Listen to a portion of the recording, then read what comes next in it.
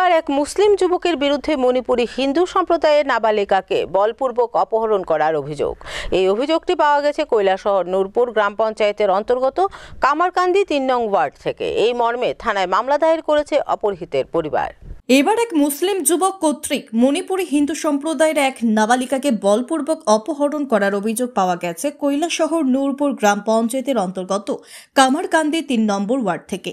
ঘটনার বিবরণে জানা যায়, কৈলাসহর ইরানি থানার অধীনে মগরুলি গ্রাম পঞ্চায়েত এলাকার বাসিন্দা মুয়াকির আলীর ছেলে সাইফুর রহমান নামে এক মুসলিম যুবক বৃহস্পতিবার দুপুরে কামারকান্দি ৩ নম্বর ওয়ার্ডে ১৬ বছরের ওই নাবালিকার বাড়িতে আসে।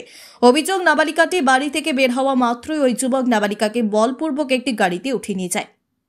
তখন ঘরে ছিলেন না ওই নাবালিকার পিতা। উক্ত ঘটনা শোনার পর তিনি ঘরে ফিরে এসে অনেক খোঁজাখুঁজি করেও নাবালিকার সন্ধানে ব্যর্থ হন। এরপর তিনি রাষ্ট্রীয় হিন্দু সংগঠনের ঊনকোটি জেলা কমিটির সভাপতি শ্যামল সরকারের সহযোগিতায় বৃহস্পতিবার বিকেলে অভিযুক্ত সাইফুর রহমানের বিরুদ্ধে কৈলাসহর মহিলা থানায় একটি অভিযোগ দায়ের করেন। পুলিশ অভিযোগ মূলে ঘটনার তদন্ত শুরু করেছে।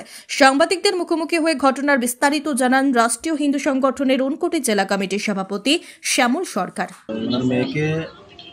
মাগুরুলির একটা ছেলে আজ দুপুর 1টার সময় বলপূর্বক একটা গাড়ি নিয়ে আসে। প্রথমে ওই গাড়িটা বাড়ির গেটের সামনে রাখে। আর মেয়েটা যখন ওই রাস্তা দিয়ে আসার চেষ্টা করে, তখন ওই ছেলেটা মেয়েটাকে বলপূর্বক গাড়িতে তুলে নিয়ে মাগুরুলি থেকে চলে যায়।